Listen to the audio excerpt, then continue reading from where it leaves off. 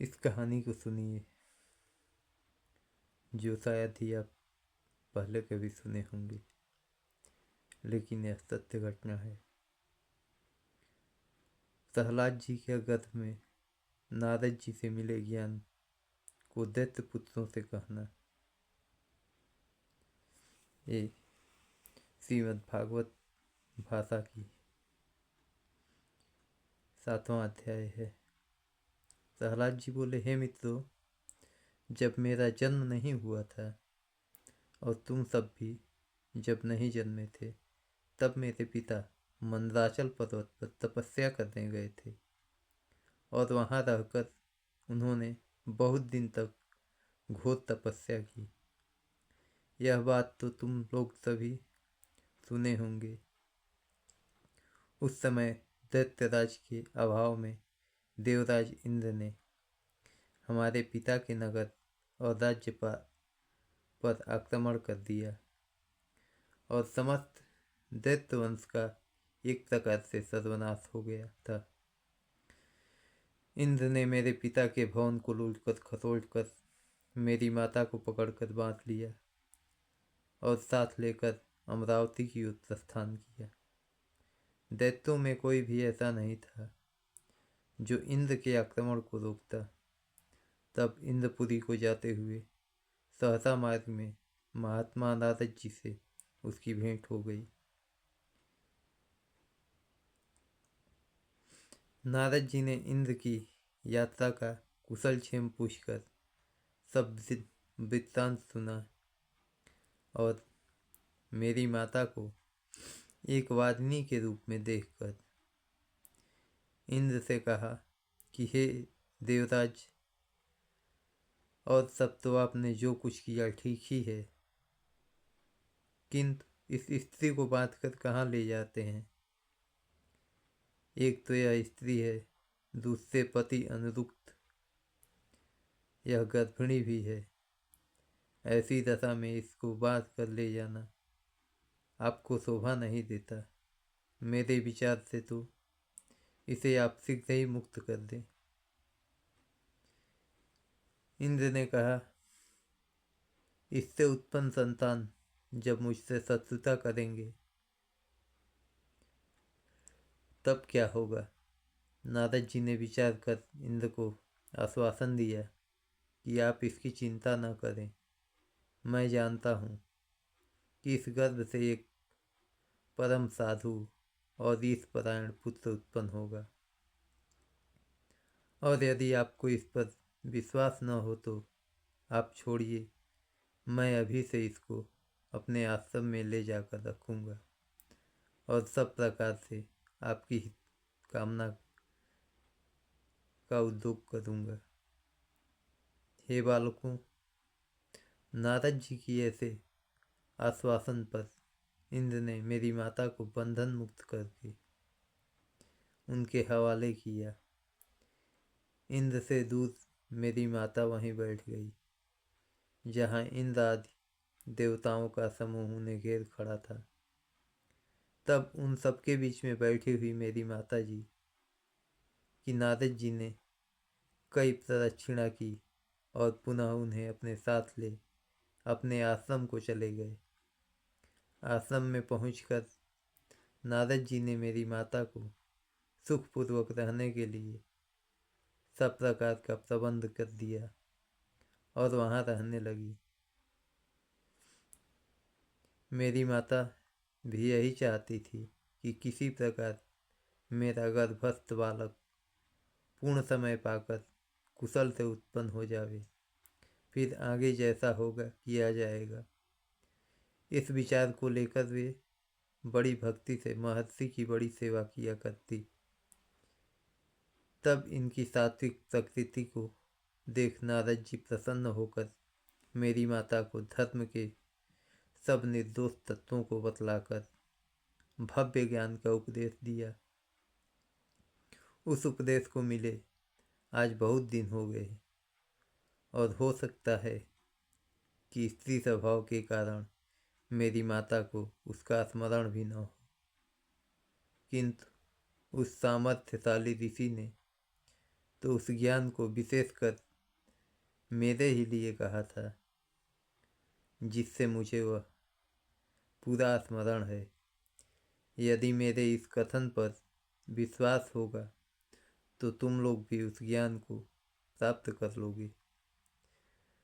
तुम यह न समझो कि वह बालक है। हमें ज्ञान कैसे प्राप्त होगा, यह बात नहीं है। ज्ञान का प्राप्त होना किसी अवस्था पर निर्भर नहीं है।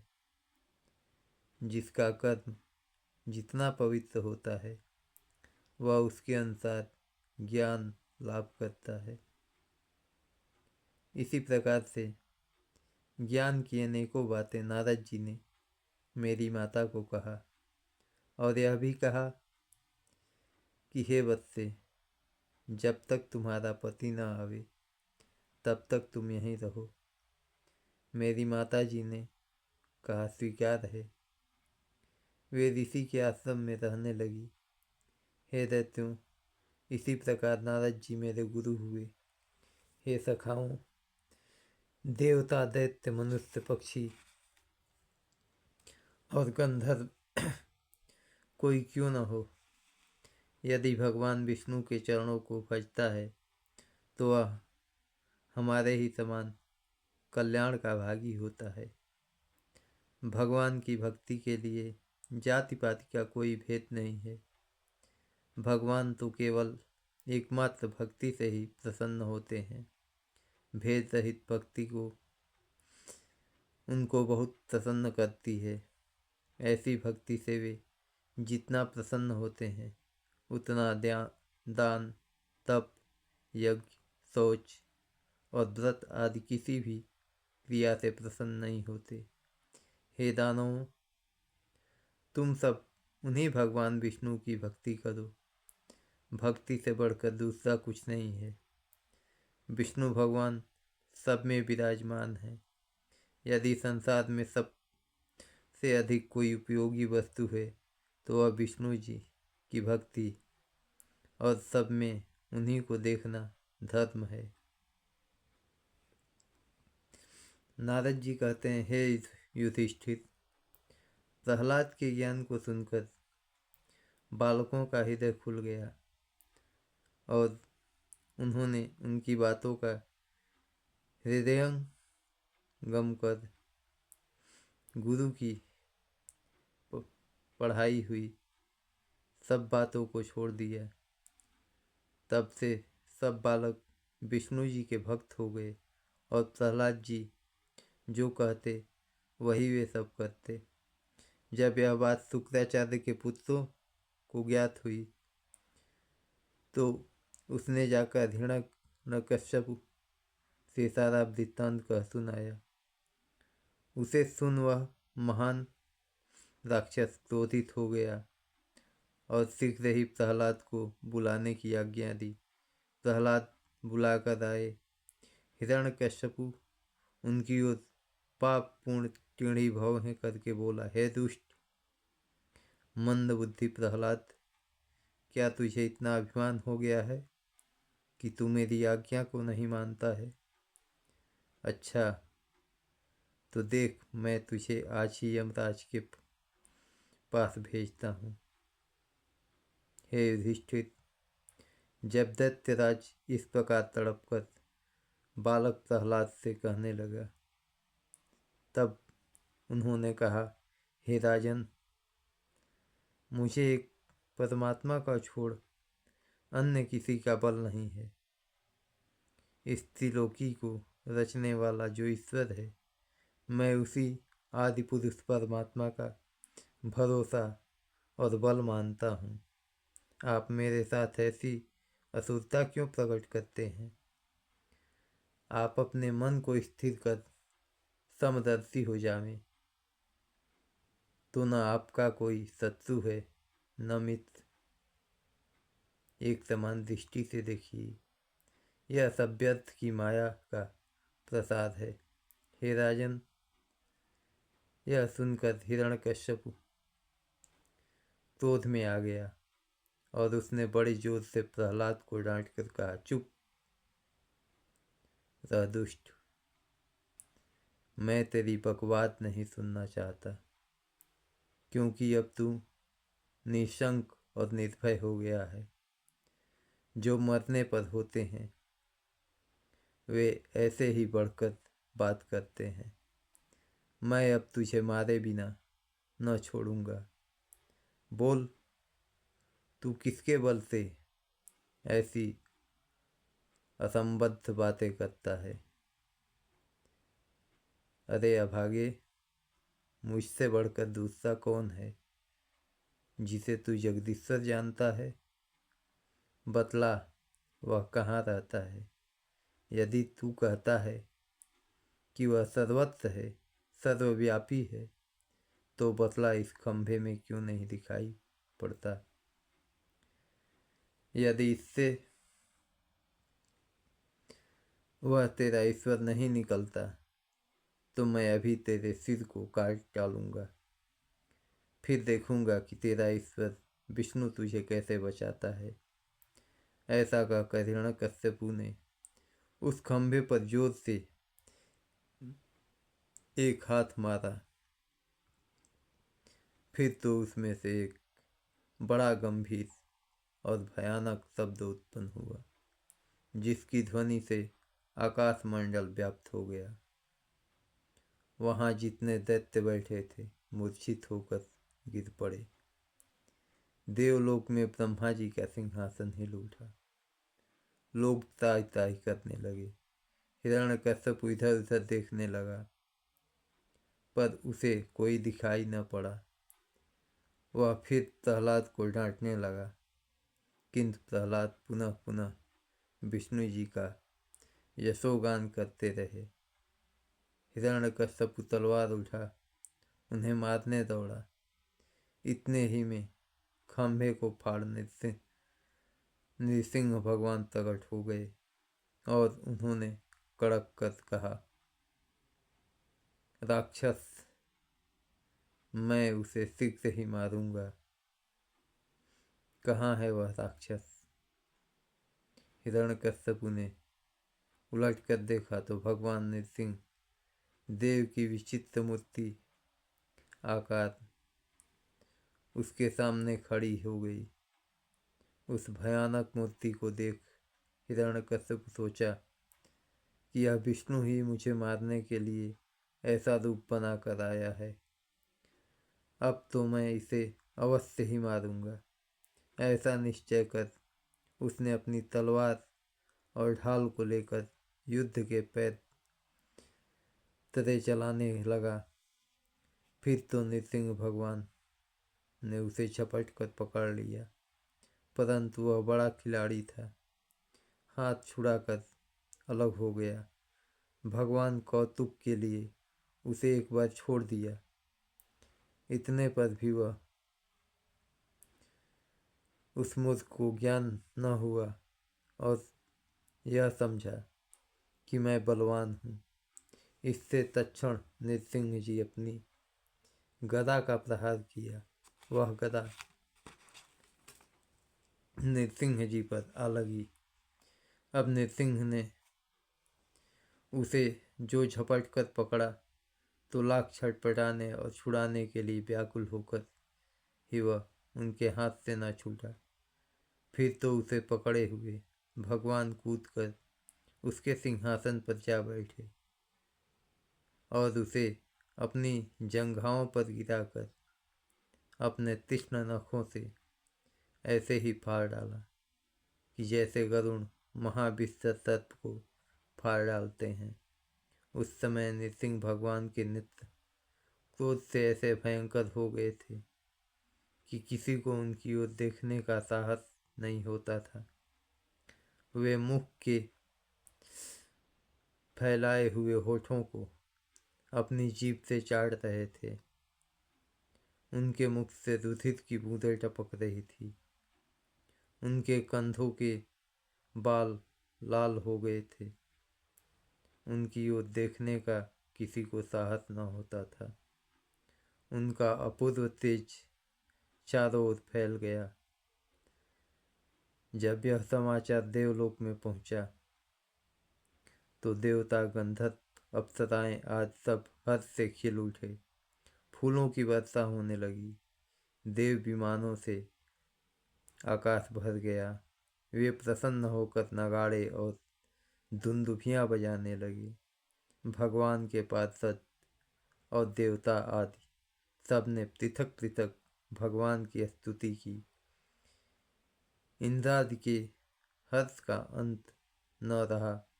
भगवान का क्रोध अब तक भी शांत न हुआ।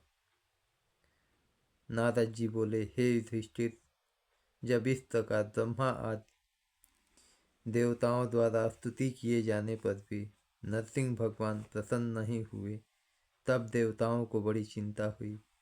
ब्रह्मा जी निकट बैठे प्रहलाद से बोले कि हे वत्स, अब तुम ही नरसिंह भगवान को के समीप जाओ। अपने पिता पर क्रोधित भगवान को अपनी स्तुतियों से शांत करो। तब भगवत वक्त बालक प्रहलाद हाथ जोड़े हुए भगवान के चरणों पर जाकर गिर पड़े। भगवान ने देखा कि यह बालक है, अतः उन्होंने तत्क्षण कृपा की और अपने कमल बत पाणी से उठकर उन्हें अपनी गोद में बैठा लिया। फिर अपने शुभ करों को बालक प्रहलाद पर फेर कर उन्हें अभयता प्रदान की, जिससे निर्भय हो। उन्होंने उनकी यह स्तुति की, हे भगवान, अभी आप जिन भगवान की स्तुति को ब्रह्मा आदि देवता भी पूर्ण न कर सके, उसे उक्त जाति में जन्म पाने वाला मैं एक छोटा बालक क्या कर सकता हूँ। किंतु मुझे विश्वास है कि भगवान को अपनी भक्ति प्रिय है, जिससे वे गजराज के ऊपर प्रसन्न हो गए थे। मेरा तो यह विचार है कि भगवान की भक्ति के लिए धन, कुल, रूप, तप, विद्या, ओज, तेज, प्रभाव, बल, पौरुष, बुद्धि और अष्टांग योग की भी आवश्यकता नहीं है। नीच से नीच भी भगवान की कृपा से पवित्र हो जाते हैं। हे भगवान, ये ब्रह्मा आदि तो आपके बड़े भक्त हैं कि जो आपकी कृपा से संसार को आत्मकल्याण का ही उपदेश दिया करते हैं। इनमें दैत्यों सा आपके प्रति शत्रु भाव नहीं है। अतः हे प्रभु, आप अपने क्रोध को शांत कीजिए। जिस राक्षस को आप मारना चाहते थे उसे मार चुके। अच्छा किया जो आपने साधुजनों को पीड़क इस राक्षस को मारा है। इससे देवताओं को और हम लोग को आनंद प्राप्त हुआ। हे नृसिंह भगवान, आपका यह रूप स्मरण से ही भय को दूर करने वाला है। हे अजित, आपका ऐसा मुख, ऐसी जिह्वा, सूर्य के समान नेत्र, भ्रुकुटी और उग्र दाढ़ों युक्त अधरोष्ठ ऐसा है कि जिसे देखकर बड़ा भय लगता है। उस पर भी आप आंतों की माला पहने हैं। आपके कंधे और बाल रुधिर से भीगे हुए हैं। आपके कान कीलों के समान उठे हुए हैं और आपके पैने पैने नख शत्रुओं के विदीर्ण करने वाले हैं। आपके सिंहनाद को सुनकर बड़े बड़े दिग्गज भी डर गए हैं। तथापि मुझे आपके रूप से भय नहीं लगता है। किंतु हे दीनबंधु, मैं संसार के बड़े कठिन दुख से डरता हूँ। क्योंकि मैं अपने ही कदमों के द्वारा बांध कर हिंसकों के बीच में डाल दिया गया हूँ। अतः हे संसार के रक्षक, मुझे अपने चरणों में लगाइए। मैं किस प्रकार आपकी सेवा करूं, इसका ढंग मुझे बतलाइए। हे नरसिंह जी, आपसे बढ़कर मेरा भला चाहने वाला कोई नहीं है। आप समस्त राग द्वेष आदि दोषों से रहित और सुख वाला कोई नहीं है, और सुख के धाम हैं। जब तक आप जिसकी रक्षा नहीं करते, माता पिता किसी की कहाँ तक रक्षा करेंगे। नारद जी कहते हैं कि जब भक्त प्रहलाद ने